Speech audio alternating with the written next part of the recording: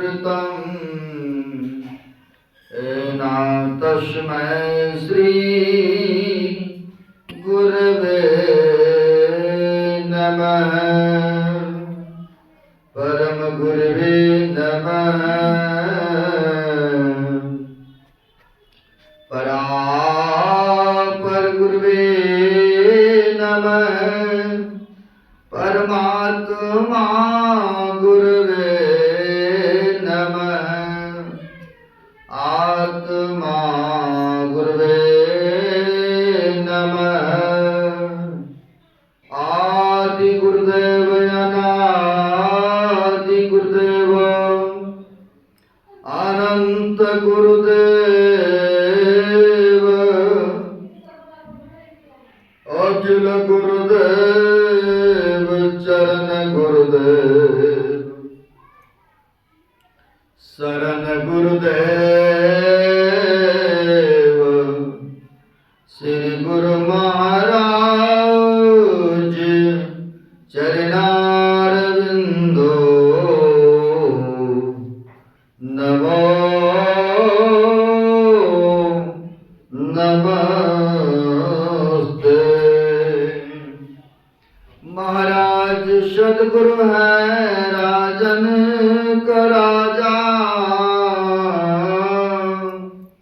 है, जिनकी कृपा से सर्व काजा। बन में ही सोई परम गुरु नमामि नमामि नमामि नमामि।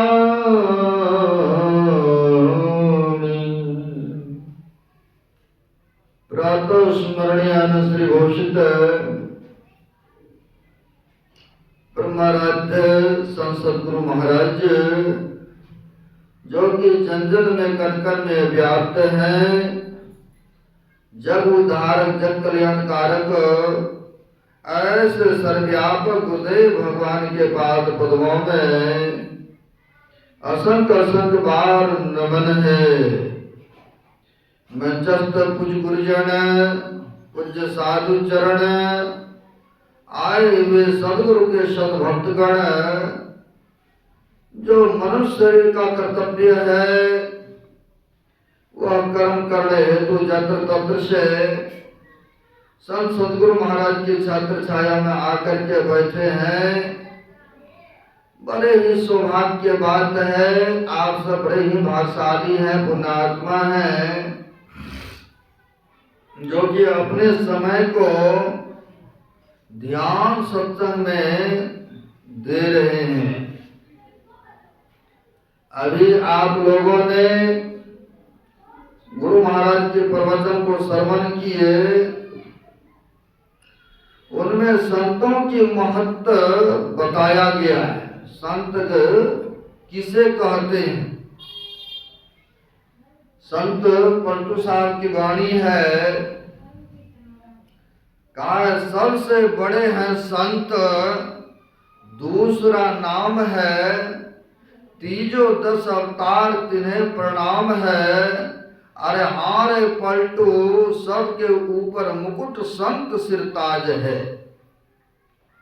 संत पलटू साहब कह रहे हैं कि सबसे बड़े कौन तो संत होते हैं। 33 करोड़ देवी देवता है, आप लोग जानते हैं।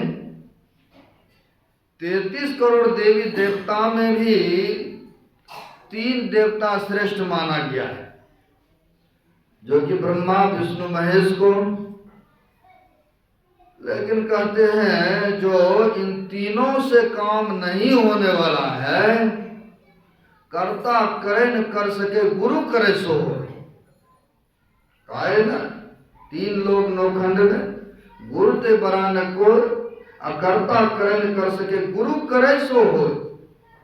जो वह 3 लोकों में है, जो श्रेष्ठ देवता, जो उनसे नहीं होने वाला है, वह गुरु व संत करते। आवागमन का चक्र को कौन छुड़ाते हैं? तो गुरु छुड़ाते हैं। जन्म मरण के दुखों कौन छुड़ाते हैं? तो गुरु छुड़ाते हैं। ये भावसागर से पार कौन लगाएंगे? तो गुरु लगाएंगे। तो इसीलिए कहते हैं सबसे बड़े हैं संत, दूसरा नाम है तीजो दस अवतार तिन्हें प्रणाम है। अरे हारे पलटू सबके ऊपर संत मुकुट, संत सिर ताज है। मुकुट जैसे हम लोग पाग पहने हैं ना, बांधे हैं ना, पंजाब में देखते हैं करीब करीब सरदार लोग हो, ज्ञानी लोग हो, सबको बांधते हैं ना पाग। तो सबसे ऊपर होता है, जैसे हम ही बांधे हैं, सबसे ऊपर है। कहते हैं मुकुट संत सिर ताज है। अब मुकुट जो हमारे इधर पुरुष वर्ग हैं, मुकुट वो भी पहने हैं एक समय। जब विवाह मंडप में जाते हैं, पहने थे ना, तो उस समय तो कहाँ तो सबके ऊपर रहते हैं, सबसे ऊपर है।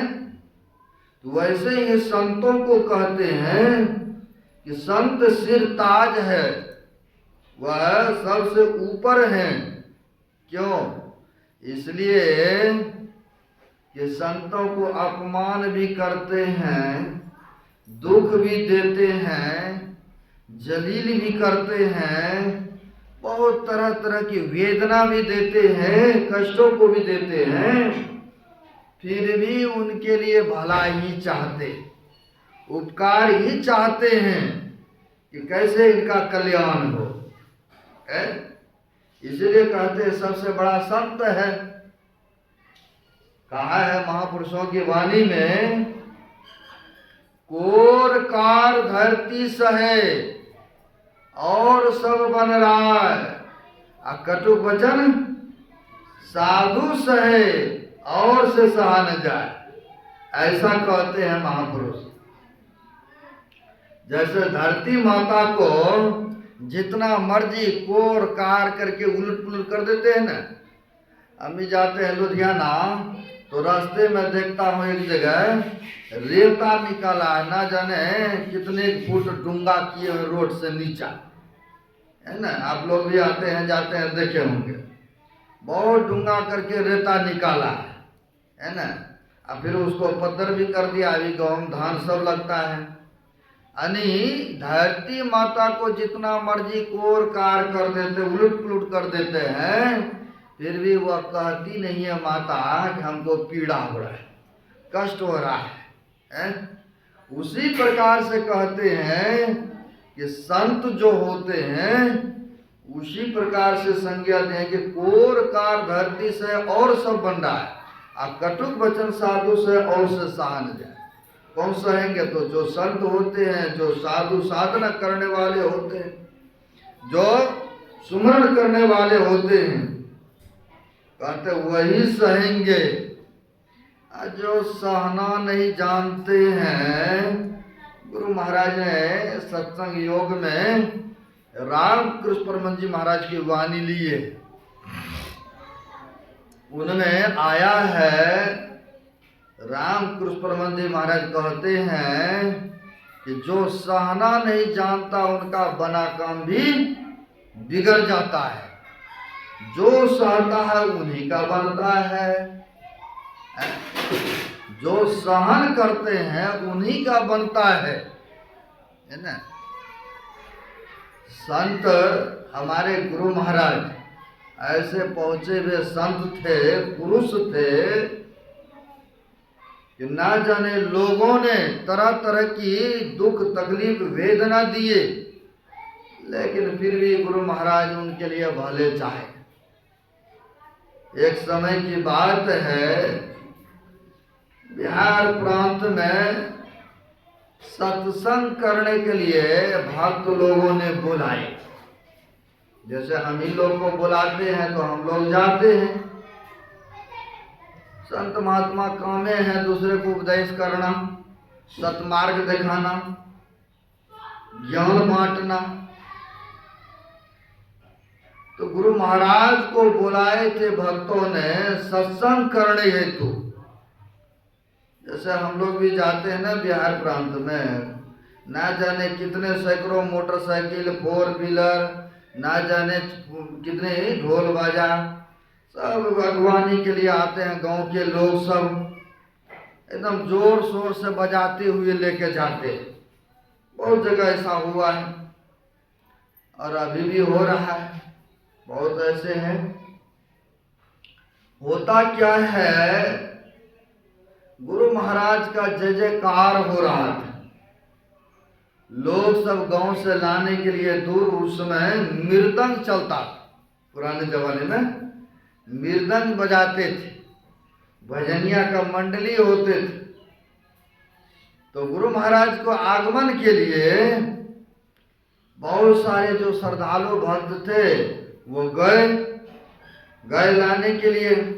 और कुछ आदमी दुष्ट प्रवृत्ति के थे, गुरु महाराज जी का बढ़ती चढ़ती देख नहीं हुआ, बढ़ती चढ़ती देख नहीं हुआ कि अरे ये साधु बाबा अकेले इतना दुनिया को नचा रहा है, इतना दुनिया को अपने पीछे कर रखा है। हमारे भक्तों को भी कई ऐसा बाबा लोग हैं, बुलाते रहते आइए न, खाली पुण्य चेतन बाग पास जाइएगा ध्यान सत्संग में, मेरे पास भी आइए ना, बहुत ऐसा करते रहते है ना। बहुत जबर है वो भक्त। तो हमारा जो है करीबी है तो वो बताइए देता है कि वो फलाना बाबा ऐसे ऐसे कह रहे थे। जो भक्त है वो बता देते हैं। जिनको जिनके प्रति श्रद्धा है उन्हीं के पास जाएंगे। अब बहुत ढोल बजा के साथ गुरु महाराज को लेकर के चले। अब चले तो वहां पर होता क्या है, गांव के लोगों ने सोचा इनकी जय जयकार हो रहा है। सब गांव में धर्मात्मा नहीं है ना। यहीं पर आप लोग ध्यान में बैठते हैं, सत्संग में बैठते हैं, अब बगल के लोग काहले आके बैठेंगे, देखिए कितना शोरगुल करते हैं। ये भी संस्कार होता है? कहते फुटल मनुष्य के भाग गुरुगम नाही लगे। मनुष्य जोनी में तो आया है, लेकिन मदरा पीने से छुट्टी नहीं, लड़ाई करने से छुट्टी नहीं, दूसरे के चुगली निंदा करने से फुर्सत नहीं। यानी कि 2-4 घंटा आकर के ध्यान करेंगे, सत्संग में बैठेंगे घंटा भी, जिससे कल्याण होगा वो तो कर नहीं सकते हैं। लेकिन दूसरे का चुगली निंदा हल्ला गुल्ला करने में तो मशगूल है। ऐसा देखने को मिलता है। कहते हैं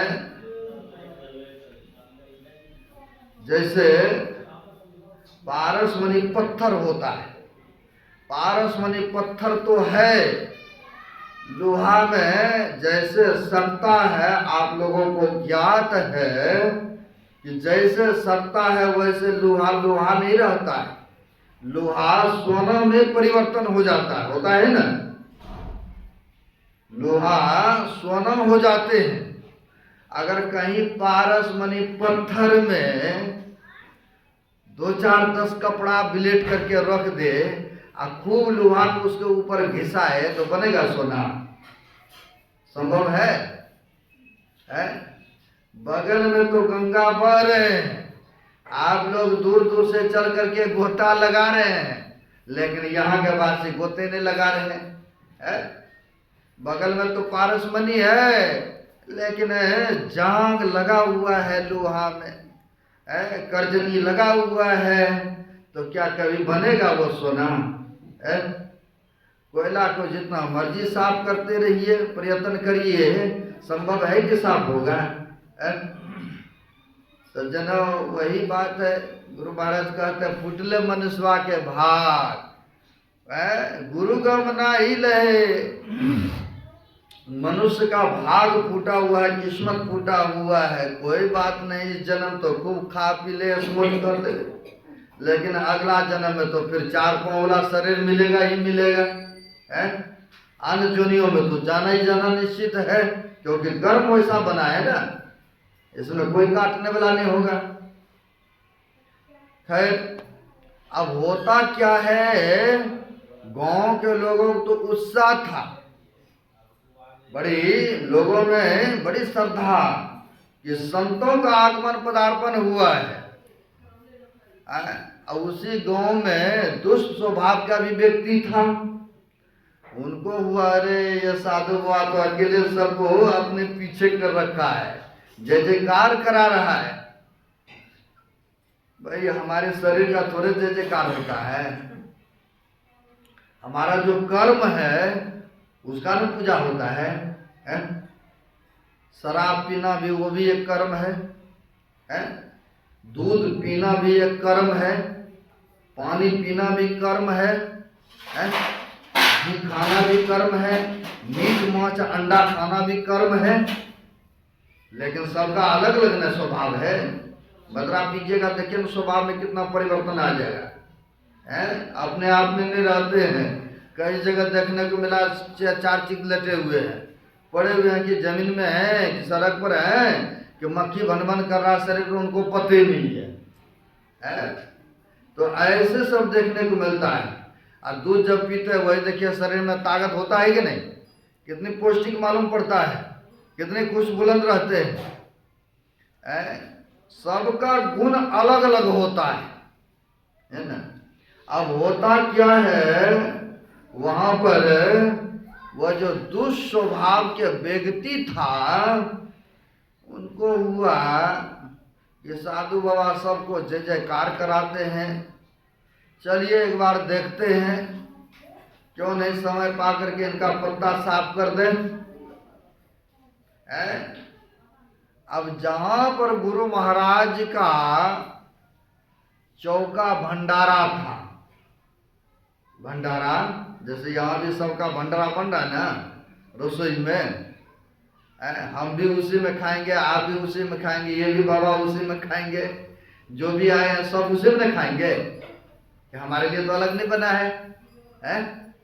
जो हम खाते वही आपको खिलाते हैं, जो आप खाते वही हम खाते हैं। वैसे ही गुरु महाराज के समकालीन में भी था।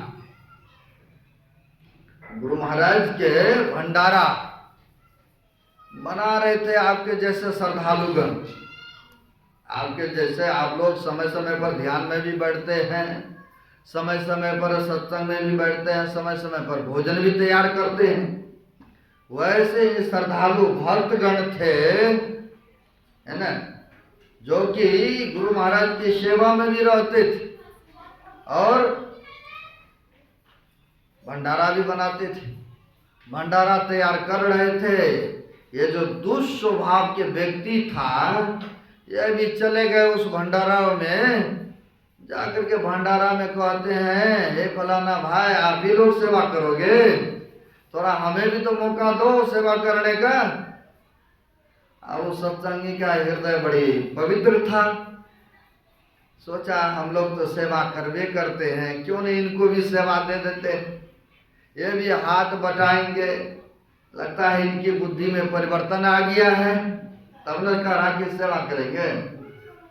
लेकिन वो तो मौका का तलाश कर रहे थे। सत्संगी भाई ने कहा आइए ना, आप भी हाथ बटा लीजिए, आप भी सेवा कीजिए।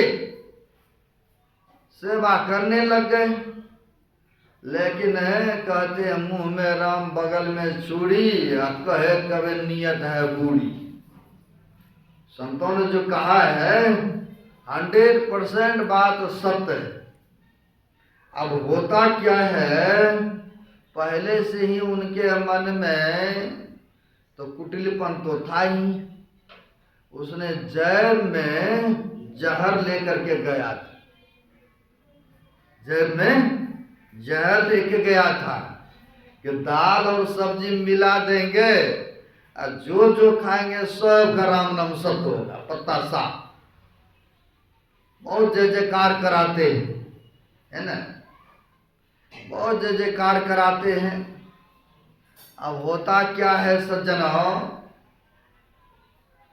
सेवा चौका में करने लगे, मौका पा करके देखा इस जगह कोई नहीं है, निकाला और दाल और सब्जी में डाल दिया। जो जहर लेके गए थे दाल और सब्जी में डाल देते हैं, दाल और सब्जी में जो डाले, अब तो जिस काम के लिए आए थे तो उनको तो सफल मिल गया, हाथ लग गए वो काम। अब बड़े मने मन मगन है, आज ही तो साधु बाबा को पता चलेगा। बहुत लोगों को पुजवाते हैं, बहुत जय जयकार करवाते हैं, अब यह वहां से धीरे धीरे खिसक गया, यानी हट गए वहां से। कहीं हम भी रहेंगे तो कहेगा आप भी खाइए, उनको तो पता है ना। अब वह वहां से एक ले दो ले निकल गए। होता क्या है, गुरु महाराज का सत्संग संपन्न हुआ, आया वहां पर अपने वर्षा चौका में। आने के बाद सबका भोजन एक ही साथ लगता था। गुरु महाराज के समकालीन में एक ही पंगत में, बशर्ते शुरू में गुरु महाराज बैठते थे और साथ में हमारे जैसे आपके जैसे भक्त लोग सब बैठते थे पंगत में।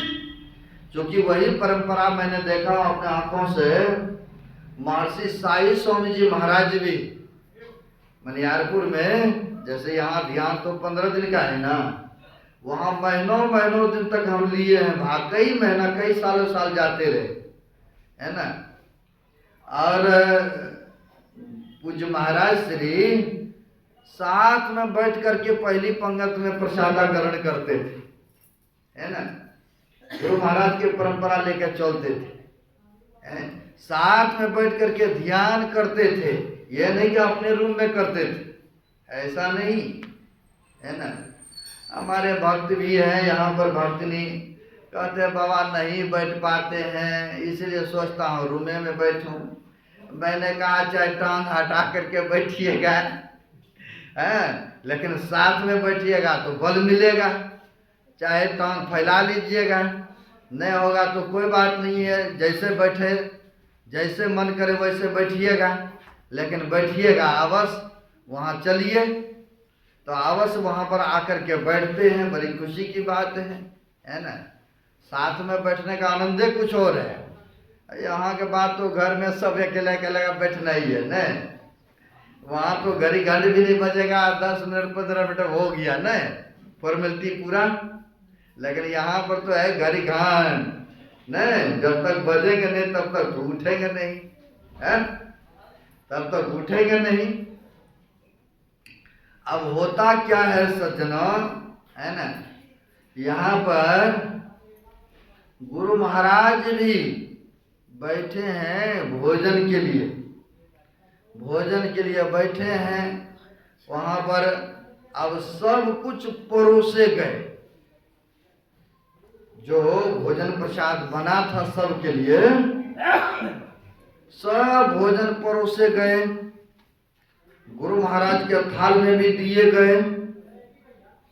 अब दिए गए थाल में भी, अब भक्त लोगों के भी थाल में, सबके थाल में, अब सबके थाल में परोसे चले गए सबके सब। अब कई बार बैठते हैं साथ में तो क्या है कि बड़े लोग पहले भोजन ग्रहण करेंगे या जयकारा लगाएंगे तब ना आप लोग भोजन करते हैं। अब गुरु महाराज भी बैठे थे उस पंगत में। गुरु महाराज के तरफ देखते हैं सबके सब भक्त कि गुरु महाराज अभी तक प्रसाद तोड़ करके या उठा करके क्यों नहीं ग्रहण कर रहे हैं अभी तक, है ना। गुरु महाराज तो अंतर्यामी, आग बंद किए, है ना, सब जान गए कि भोजन में क्या है। हम पहले ही बताए कि जहर था उसमें। गुरु महाराज के तरफ सबके सब देख रहे हैं, लेकिन सदगुरु महाराज ने आग बंद किया और जान गए इस भोजन में जहर है, विष है।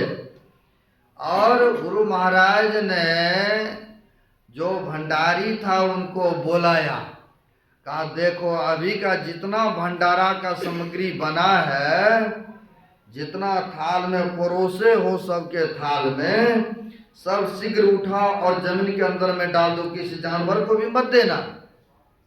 अब ऐसा कहा तो सबको हो गया इतना मेहनत से मैंने भोजन भंडार तैयार किया हूँ, और गुरुदेव कह रहे हैं कि इसको जमीन के अंदर डाल दो, किसी को देना भी मत खाने के लिए, कोई जानवर को, कोई पक्षी को।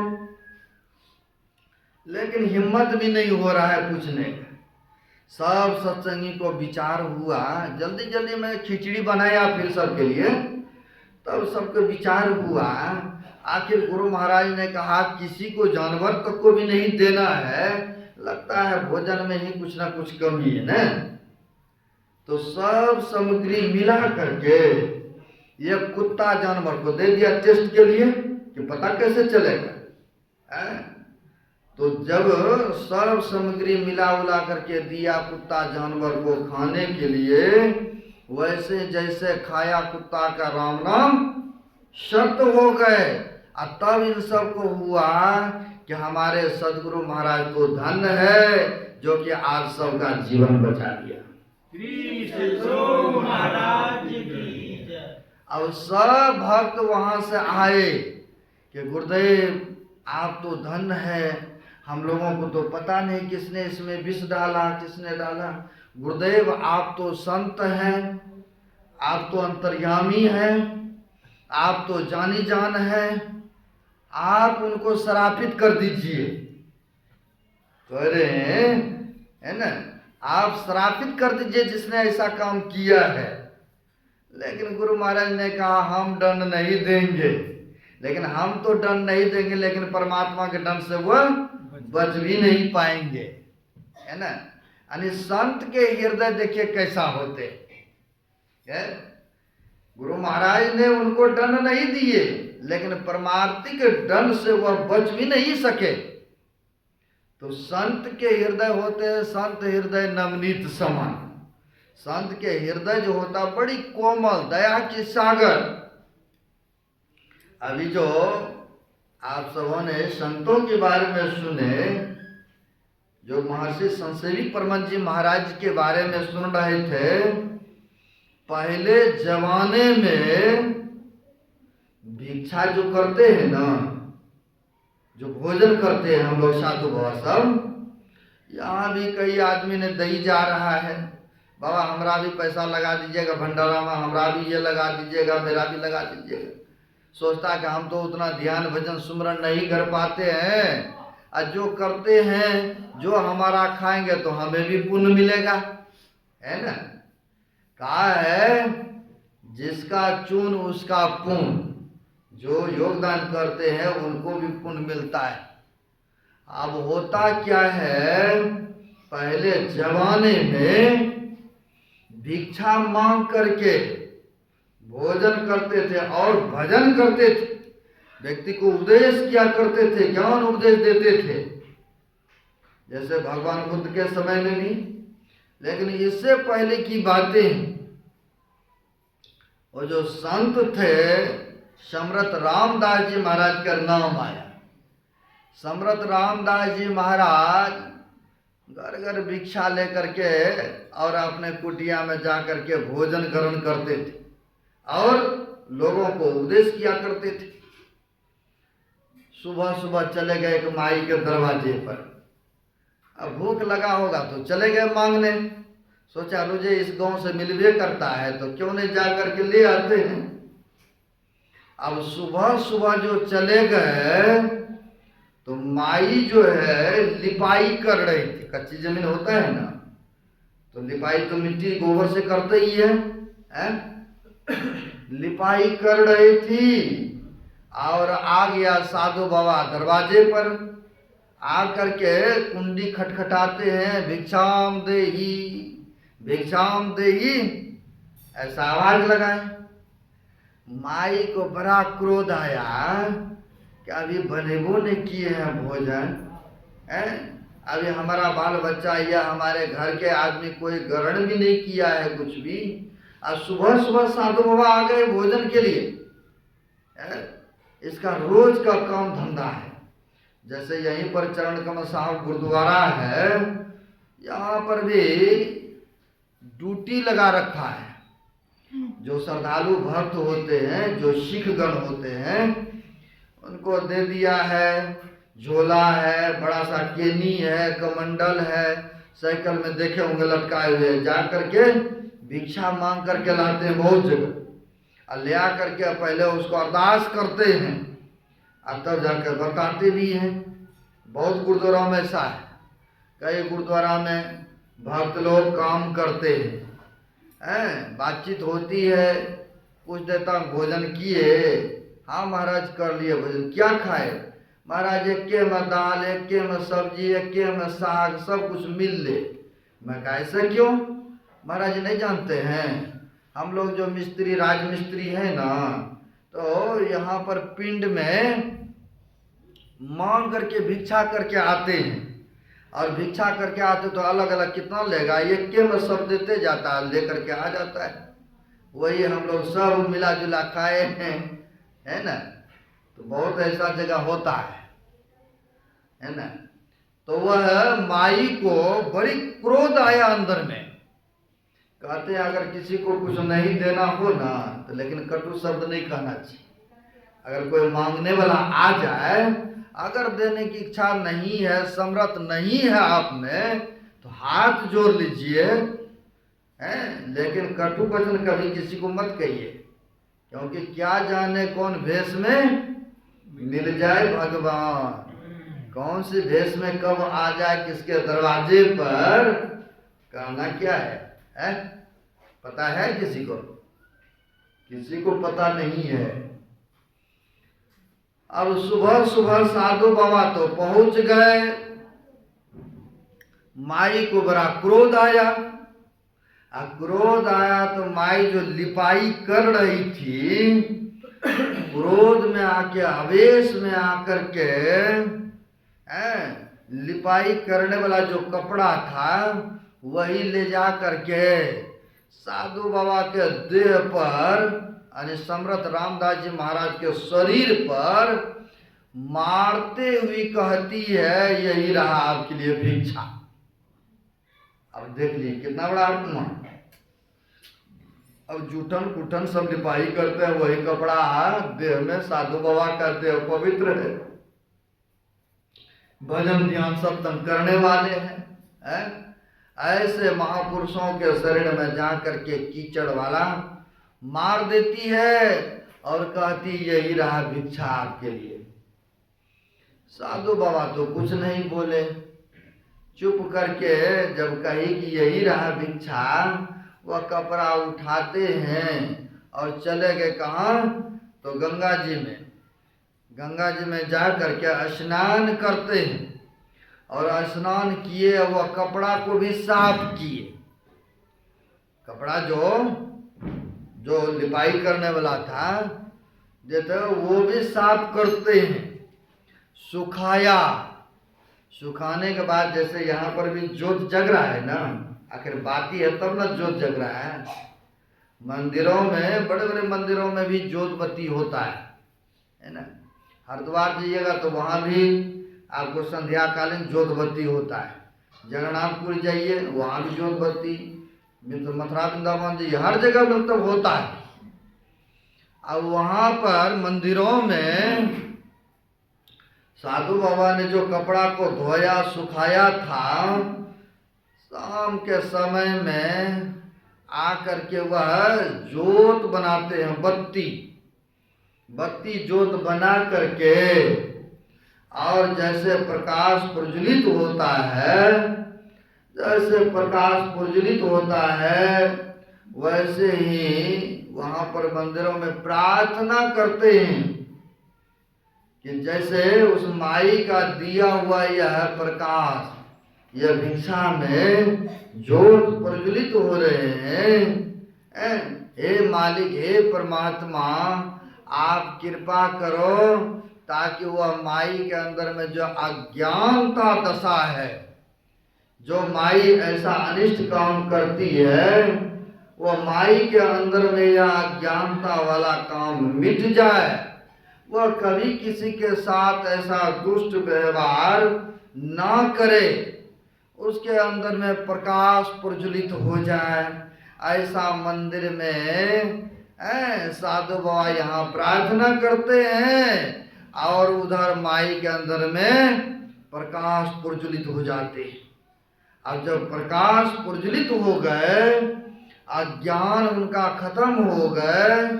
अब आदि किए कराई उनका अब पश्चाताप होने लग गए कि मैंने साधु बाबा को अपमान की है, घोर अपराध किया हूं।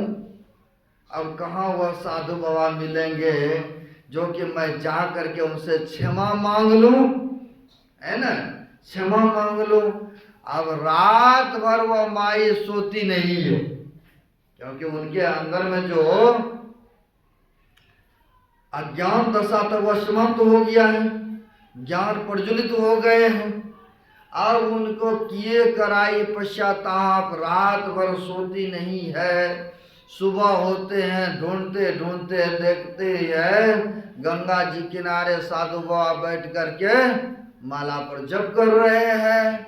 जप कर रहे हैं, जा करके माई चरण पर गिरती है और गिरने के उपरांत, महाराज आप क्षमा कर दीजिए, आप तो दयामान है, ज्ञानमान है, आप तो महान हैं, मैंने आपको बहुत बड़ा अपमान की हूँ, आप क्षमा कर दीजिए, दया कर दीजिए।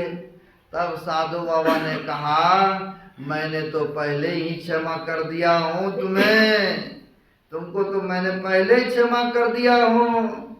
अरे तुमने जो भिक्षा दी उसको मैंने जोत बनाया और भगवान के मंदिरों में आरती दिखाया और मैंने उनसे प्रार्थना भी की तुम्हारे लिए, ताकि उनकी अज्ञान दशा समाप्त हो जाए और वह भविष्य में किसी के साथ ऐसा दुष्ट व्यवहार न करे।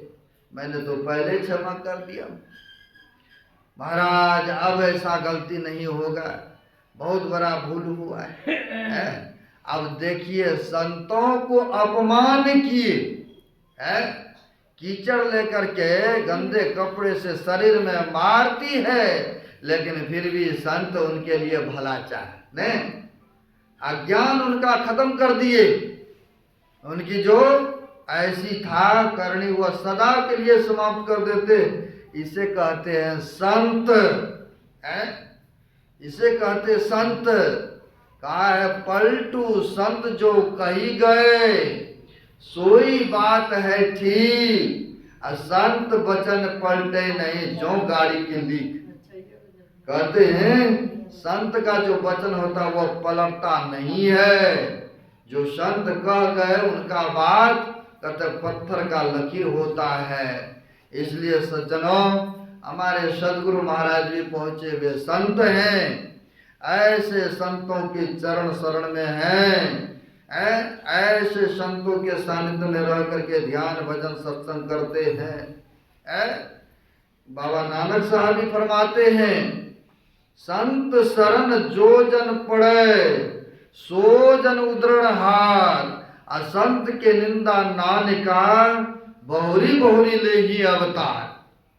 सज्जनों, संतों के सानिध्य जिनको मिल गया तो करके कहते हैं उनका उद्धार हो जाता है, उनका कल्याण हो जाता है। भगवान राम भी नवदा भक्ति में कहते हैं प्रथम भगति संतन कर संगा।